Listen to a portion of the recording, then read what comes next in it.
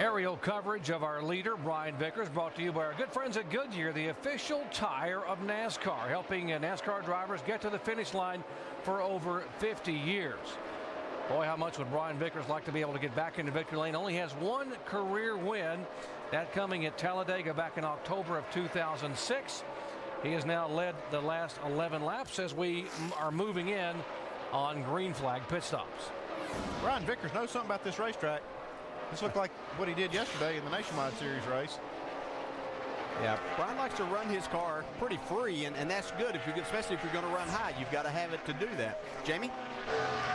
Well, DJ, Kevin Hamlin is crew chief. I asked him about that this morning, and he said, you know, Brian just knows how to move a car around to make it faster, to find the optimum grip, and that's what we've seen with Brian Vickers today. I also asked him what the difference is with these Red Bull cars this year.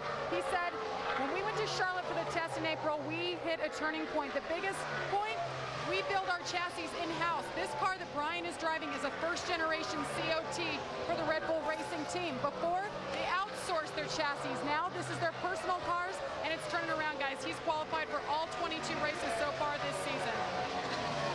I really like what these guys are doing. They're constantly getting these cars better and better.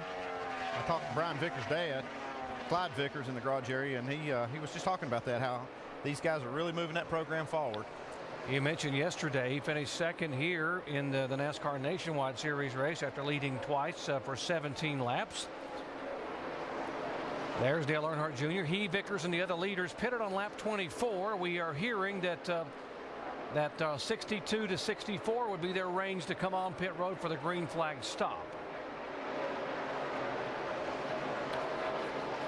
Single file here in the first 60 laps, getting a bit stretched out.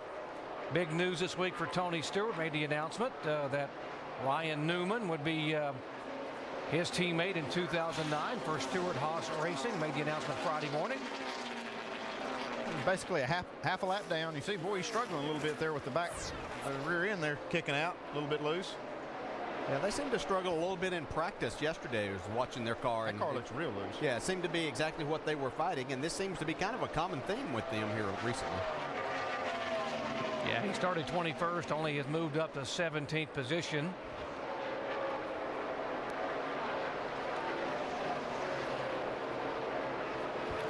Vickers is the leader. Dale Earnhardt Jr. is in second spot. Green flag stops coming here momentarily. Back in third position, coming all the way from 27th starting spot, yesterday's winner, Carl Edwards.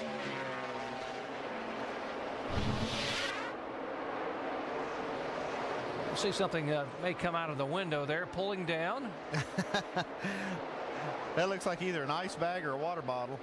That he was finished with that. He didn't want to contaminate the racetrack for the other guys. He just pulled. That was kind of polite. Pull down to the bottom and throw it out. Mike. And Ryan Newman on pit road right now, complaining the car's a little bit loose. No grip whatsoever. He wants 3 rounds out of the right rear. Also a 4-tire change in Sunoco race fuel for Ryan Newman. Really trying to tighten that car up. So Ryan Newman couldn't wait any longer. He came in when the window was available to get that car tightened up out here. We've seen some guys slipping and sliding. We're just talking about his future teammate Tony Stewart sliding around. Here comes Sam Hornish down pit road. Juan Montoya. Paul Menard pulling in his stall. And the 00 being driven by Mike Skinner coming in place of Michael McDowell today. There comes Greg Biffle, the 2-time Michigan winner, our in-race reporter, coming down for his first green flag stop. Mike. And Biffle rolling down to his stop. He says he needs to be just a little bit tighter. They're calling for an air pressure adjustment, a 4-tire change, and fuel on the 16 car as the team now goes to work on the right side. Also, you'll see a chassis adjustment on the left side of that car as they really try to help Greg Biffle out. Dave? Matt Kenseth cannot get on the throttle the way he wants to. Car's still loose, a little tight in the middle. They'll go back on some adjustments, and he is off.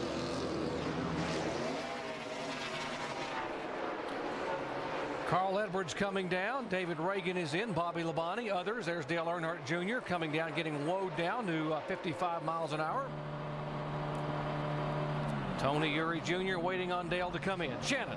Yeah, Doc, Dale Jr. just needs a little bit of help off the turns. They're going to make an air pressure adjustment. That water temp has come down a little bit more. Right now it is 230 degrees, so everything's looking good for that 88 car. 4 tires for Dale Earnhardt Jr.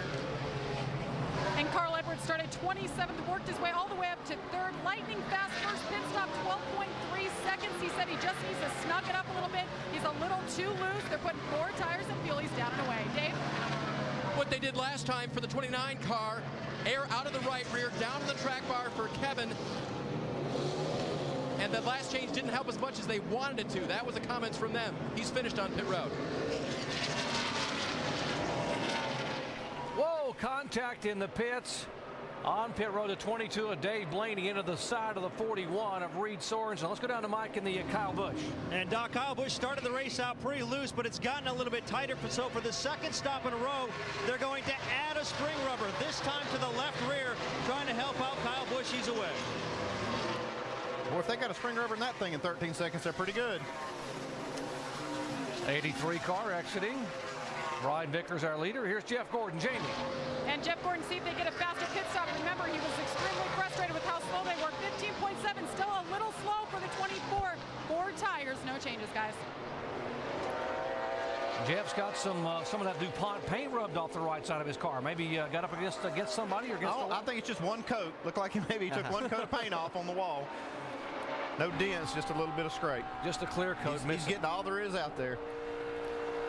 All right, guys, once these pit stops started happening, this looked like a caution flag pit stop because everybody was hitting pit road at the same time. I guess they don't want to give up. Everybody was looking to get there as quick as they could because a lot of these cars just aren't handling very well. Every one of them were loose that we heard. I've never heard that many cars say they were loose or drivers say they were loose at this racetrack. Now, I thought typically the history of this track was as a race progressed, they got tighter and tighter. Well, that's why I brought that question up with Greg Irwin at the beginning of the show, is because that's what the racetrack typically does, but it didn't do that yesterday in the nationwide race, and today we see the same thing happening.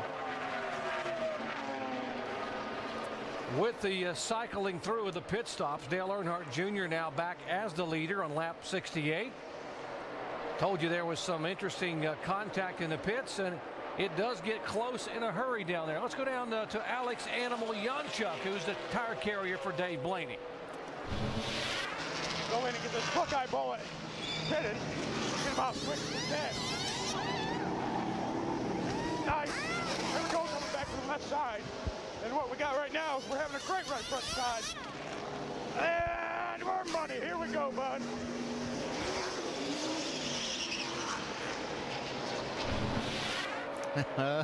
We're money, guys. Good stop. They might have wished they'd have been a little bit slower there, though, because that put them right out as the 41 was coming in, and all of that happened right in front of Kyle Busch. But doesn't look like it's hurt Dave Blaney's car much. He's got a little damage to the right front fender right in the front. The biggest problem he has is Dale Earnhardt Jr. is coming up behind him right here. Dale Earnhardt Jr. is a leader. There are currently 36 cars on the lead lap, and there are 6 one lap down. The only car out, Marcus Ambrose, in the garage area. Back in a moment.